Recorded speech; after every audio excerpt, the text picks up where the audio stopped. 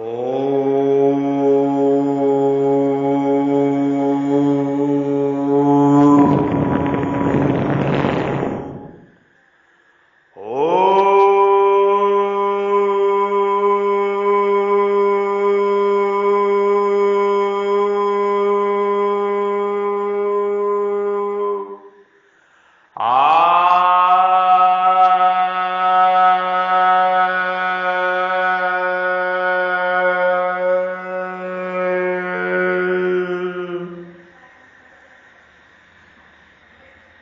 श्री कृष्ण राधा, श्री कृष्ण राधा।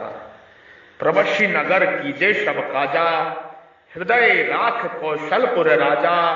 गरल सुधा रिपु करह मिताई, गोपद सिंध अनल सितलाई। जय श्री ओम, जय आदि सनातन। जय श्री ओम, जय आदि सनातन। जय श्री ओम, जय आदि सनातन। ब्रह्म ज्ञान, महान ज्ञान, मोक्ष मुक्ति का ज्ञान, परम ज्ञान, परम ज्योति का ज्ञान, ब्रह्म ज्ञान आप सभी के हृदय रूपी मंदिर में विराजमान परब्रह्म परमेश्वर ईश्वर भगवान सर्वेश्वर परमात्मा को मैं प्रणाम करता हूं, नमस्कार करता हूं। प्रेम सहित कृतज्ञता के साथ में जो परमात्मा, जो ब्रह्म, जो ईश्वर, जो सर्वेश्वर भगवान परमेश्वर आपके हृदय रूपी मंदिर में विराजमान है, उस ब्रह्म को, जो आपके हृदय रूपी गुफा में विराजमान है, उस ब्रह्म को मैं प्रणाम करता हूं, नमस्कार करता हूं। कृपया मेरा प्रणाम नमस्कार स्वीकार करें प्रेम सहित। साधु साधु, नमो नमः, जय हो नमस्कार। ब्रह्म ज्ञान, महान ज्ञान। मैं ब्रह्म ऋषि, महर्षि, बद्री विशाली, योगी श्री पराशर ऋषि की संतान, पराशर ऋषि का वंशज, ऋषि पराशर के पिता का नाम शक्ति मुनि, शक्ति मुनि जी के पिता का नाम ऋषि वशिष्ठ, और ऋषि वशिष्ठ के मानस पिता ब्रह्मा, और ब्रह्मा परम पिता परमेश्वर सर्वेश्वर ईश्वर के पुत्र। मैं उन्हीं का वंशज हूं, मैं ऋषि पुत्र। आपको ब्रह्म ज्ञान का उपदेश दे रहा हूं। कृपा इस उपदेश को धारण करें और मोक्ष मुक्ति की ओर आगे बढ़े। क्रम बंधन को काटते हुए मोक्ष मुक्ति की राह पे आगे बढ़े। ब्रह्म ज्ञान, महान ज्ञान, मोक्ष मुक्ति का ज्ञान, यही परम ज्ञान है, परम ज्योति का ज्ञान है। जो हृदय रूपी मंदिर में ज्योति विराजमान है, परम पुंज शक्ति पुंज विराजमान है, उस के दर्शन करें, उस परम ज्योति के दर्शन करें। स्वयं के स्वरूप में स्वयं के दर्शन, स्वयं के पिंड में स्वयं के दर्शन आप कर सकते हैं अपने हृदय रूपी मंदिर में, हृदय रूपी गुफा में। मैं ब्रह्मनिष्ठ संत साधु महात्मा आपको उपदेश दे रहा हूं। कृपा इस उपदेश को धारण करें। ब्रह्ममुख से मैं उपदेश दे रहा हूं, आप धारण करें। चारों वर्ण, चारों जातियां ब्रह्मा का शरीर है, कोई किसी से अलग नहीं है, सब एक दूसरे से जुड़े हैं। ये समस्त संसार एक एक अणु, एक एक परमाणु, इलेक्ट्रॉन, न्यूट्रॉन, प्रोटॉन, सब इथर से जुड़े हुए हैं, ब्रह्म से जुड़े हुए हैं। सब आपस में एकता है, किंतु जीव भूल चुका है। आप सुनिए ब्रह्म ज्ञान का उपदेश, धारण करें हृदय में और मोक्ष मुक्ति की ओर आगे बढ़े, कर्म बंधनों को काटते हुए। भगवान की दो प्रकृतियां हैं, आपरा और परा। संसार आपरा प्रकृति है और जीव परा प्रकृति है। आपरा प्रकृति जड़ तथा निरंतर परिवर्तनशील है और परा प्रकृति चेतन तथा नित्य अपरिवर्तनशील है। भगवान ने आपरा और परा दोनों को अपनी ही प्रकृति अर्थात स्वभाव बताया है। परमात्मा के ही स्वभाव दोनों प्रकृति है, परा और आपरा। भगवान का स्वभाव होने से आपरा प्रकृति की स्वतंत्र, भगवान से अलग सत्ता नहीं है, नहीं है, नहीं है। परंतु जीव परा प्रकृति आपरा को सत्ता और महत्ता देकर उसके साथ अपना संबंध जोड़ लेता है। यह संबंध जीव दो प्रकार से मानता है। अहंता पूर्वक, जैसे मैं शरीर हूं, और ममता पूर्वक, जैसे मेरा शरीर है। यह माना हुआ संबंध ही संपूर्ण प्राणियों के उत्पन्न होने का कारण है। यह माना हुआ संबंध ही संपूर्ण प्राणियों के उत्पन्न होने का कारण है।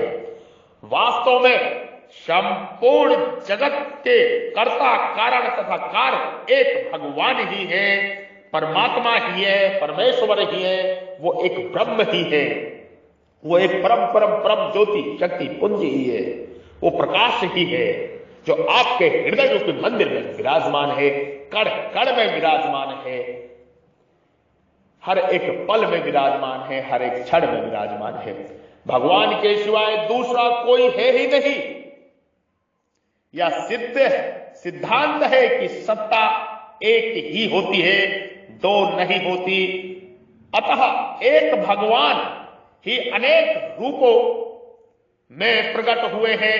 आकाश, वायु, तेज, जल, पृथ्वी, ये 5 महाभूत तथा इनके कार्य, शब्द, स्पर्श, रूप, रस और गंध, ये 5 विषय, इन सब के मूल कारण भगवान ही है।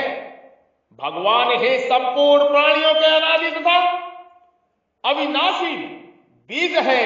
तात्पर्य है कि सृष्टि में जो कुछ भी क्रिया, पदार्थ, भाव आदि देखने, सुनने, समझने में आते हैं, उन सब के बीज मूल कारण एकमात्र भगवान ही है। कारण ही कार्य रूप में परिणित होता है। अतः कारण की तो स्वतंत्रता सत्ता होती है, पर कार्य की स्वतंत्र सत्ता नहीं होती। इसलिए अगर कोई साधक, कोई शिष्य कार्य में भगवान को प्राप्त करना चाहे तो उसको भगवान नहीं मिलेंगे। अगर कोई कार्य में भगवान को प्राप्त करना चाहे तो उसको भगवान नहीं मिलते हैं। जो सबके कारण रूप भगवान के शरण होते हैं उन्हीं को भगवान मिलते हैं, परंतु जो कारण रूप भगवान के शरण न होकर कारण रूप सत्यवादी गुणों में उलझ जाते हैं, सत्यवादी गुणों में उलझ जाते हैं, वे जन्म मरण के चक्कर में पड़े रहते हैं। ऐसे मनुष्य कार्य रूप शरीर, संसार के संबंध होने वाली कामनाओं की पूर्ति के लिए देवताओं की शरण लेते हैं, क्योंकि वे अलौकिक भगवान को साधारण मनुष्य तरह लौकिक मानते हैं। वो अलौकिक भगवान को, साधारण मनुष्य को लौकिक मानते हैं, मनुष्य की तरह ही लौकिक मानते हैं। छोटी बुद्धि है उनकी। परंतु जो मनुष्य तीनों गुणों से मोहित नहीं होते, भगवान की शरण लेते हैं, ऐसे भक्ति के 4 भेद होते हैं। अर्थार्थी, आर्त, जिज्ञासु, ज्ञानी। इन शरणागत भक्तों में भी जो सब कुछ भगवान ही है, इस प्रकार भगवान के शरण हो जाता है, वह परमात्मा, वह महात्मा, भक्त, मुक्त पुरुषों से भी श्रेष्ठ होने के कारण अत्यंत दुर्लभ है, अत्यंत दुर्लभ है। वह महात्मा भक्त भगवान की कृपा से अपरा सहित भगवान के समग्र रूप को जान लेता है, जिसको जानने पर फिर कुछ भी जानना शेष नहीं रहता, क्योंकि उसके सिवाय अन्य चीज कोई है ही नहीं। उसका भगवान के साथ आत्मीय संबंध हो जाता है, जिसके प्रतिक्षण वर्धमान प्रेम की प्राप्ति, जागृति हो जाती है। इस प्रेम की जागृति में ही मनुष्य जन्म की पूर्णता है। भगवान कार्य रूप में परिणित नहीं होते, प्रत्युत कार्य रूप से प्रकट होते हैं। एक बात जानने का विषय है, भगवान कार्य रूप में परिणित नहीं होते, प्रत्युत कार्य रूप से प्रकट होते हैं। एक अपरा प्रकृति है, एक परा प्रकृति है, एक परा अपरा मालिक परमात्मा है। वही मालिक है, वही परमेश्वर सच्चा मालिक है। एक एक कण का मालिक है वही परमात्मा है, जो परा और आपरा प्रकृति का दोनों का मालिक है, जड़ चेतन प्रकृति का दोनों का मालिक है, वही परमात्मा है, वही भगवान है, वही सर्वेश्वर है। संपूर्ण शरीर संसार अधिभूत आपरा प्रकृति के अंतर्गत और संपूर्ण शरीरी कृतसंग अध्यात्म परा प्रकृति के अंतर्गत आते हैं। इसका तात्पर्य यह हुआ कि मात्र शरीर संसार भी एक है और मात्र शरीरी जीव ही एक है। शरीर संसार भी एक है, मात्र शरीरी जीव भी एक है तथा आपरा और परा ये दोनों जिसकी शक्तियां हैं वे परमात्मा भी एक है, दो नहीं है। अतः शरीर की दृष्टि से, आत्मा की दृष्टि से और परमात्मा की दृष्टि से, तीनों ही दृष्टियों से हम सब एक है, अनेक नहीं है। संपूर्ण शरीर में एकता स्वीकार करने पर किसी भी प्राणी से राग अथवा द्वेष नहीं होगा और संपूर्ण प्राणियों के हित का भाव होगा। ऐसा होने से कर्मयोग सुगमता पूर्वक स्वतः सिद्ध हो जाएगा, कारण कि जब अपने से भी भिन्न दूसरा कोई है ही नहीं तो व्यक्तिगत अपना कुछ है ही नहीं, तो फिर अपने पास जो भी वस्तु है उसमें ममता नहीं और जो वस्तु नहीं है उसकी कामना नहीं होगी। ममता और कामना न होने पर अपने पास जो भी वस्तु है वह स्वतः दूसरों की सेवा में लगेगी। श्री हरि हर शरणम, श्री हरि हर शरणम, श्री हरि हर शरणम। संपूर्ण जीवों में एकता स्वीकार करने पर सर्वत्र आत्मभाव अथवा ब्रह्म भाव हो जाएगा। सर्वोखली बुद्ध ब्रह्म आत्मवेदा सर्वमः।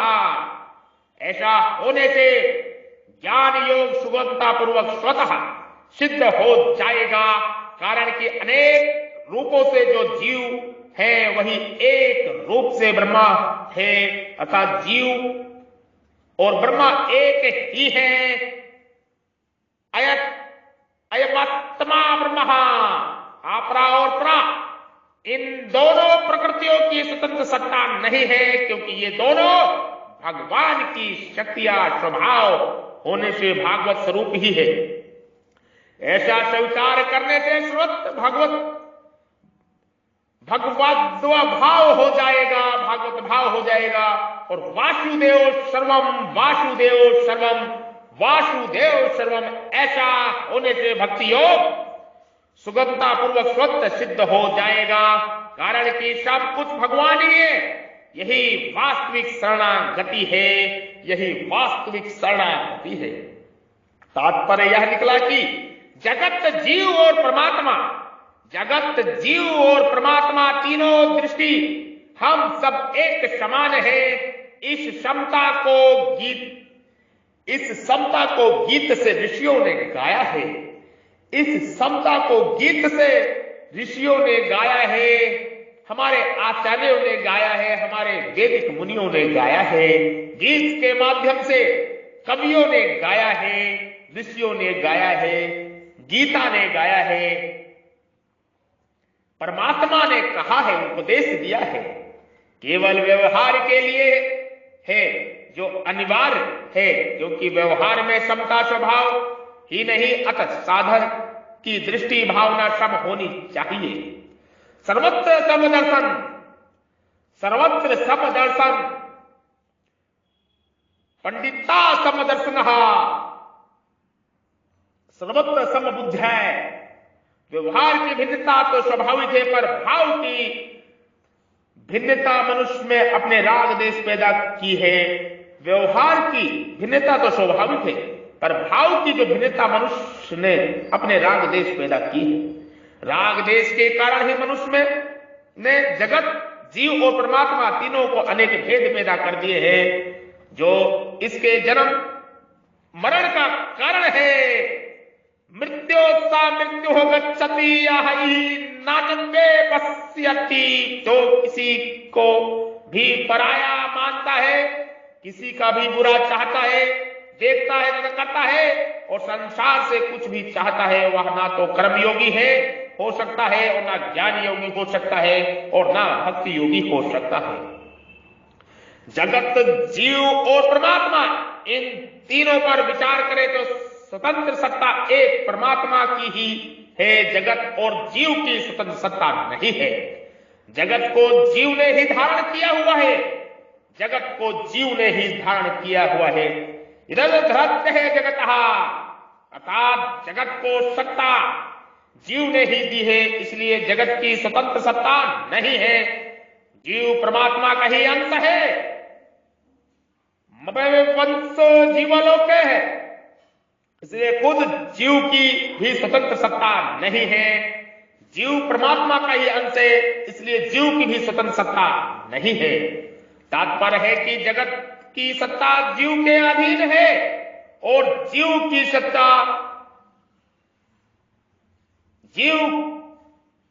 परमात्मा के अधीन है।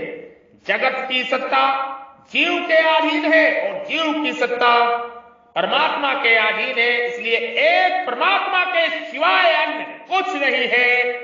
इसलिए एक परमात्मा के सिवाय अन्य कुछ नहीं है। सदा सच्चा हम अर्जुन, जगत और जीव दोनों परमात्मा में ही भाषित हो रहे हैं। जगत और जीव दोनों परमात्मा में ही भाषित हो रहे हैं। इसलिए मैं हमेशा ही कहता हूं, वासुदेव सर्वम, वासुदेव सर्वम, वासुदेव सर्वम। समस्त जीव में वासुदेव ही विराजमान है। वासुदेव का मतलब परमात्मा, ईश्वर, परमेश्वर, सर्वशक्तिमान प्रकाश, सर्वशक्तिमान ऊर्जा, जो एक एक अणु, परमाणु, इलेक्ट्रॉन, न्यूट्रॉन, प्रोटॉन में विराजमान है, जो संसार में, ब्रह्मांड में, पूरे यूनिवर्स में कण कण में विराजमान है, वही परमात्मा हर जगह ही विराजमान है। कहीं भी रिक्त स्थान नहीं है। परम प्रकाश, परम ज्योति, वही आपके हृदय रूपी मंदिर में भी विराजमान है। वही ज्योति, वही परम प्रकाश आपके हृदय रूपी मंदिर में, हृदय रूपी गुफा में भी विराजमान है।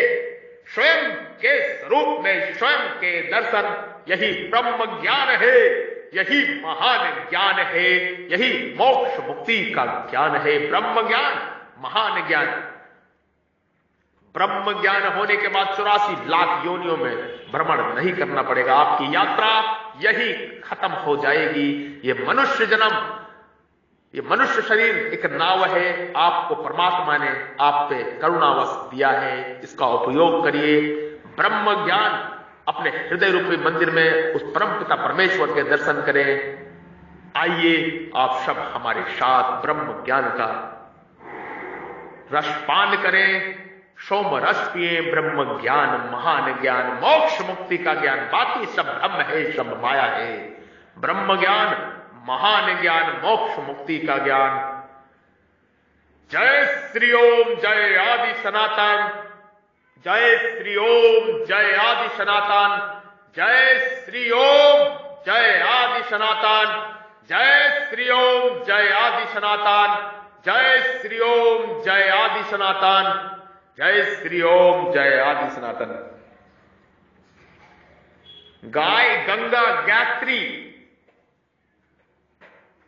जंगल, पर्यावरण, इनकी रक्षा करना हमारा सभी मनुष्यों का, समस्त ब्रह्मांड का परम कर्तव्य है। गाय, गंगा, गायत्री, जल, जंगल, जमीन, ये प्राण तत्व है, इनकी रक्षा करना हम सभी का कर्तव्य है। आइए ब्रह्म ज्ञान का उपदेश लीजिए और स्वयं के स्वरूप में स्वयं का दर्शन करिए। स्वयं के स्वरूप में स्वयं का दर्शन करिए। ब्रह्म ज्ञान, महान ज्ञान, मोक्ष मुक्ति का ज्ञान, ब्रह्म ज्ञान, महान ज्ञान। ओम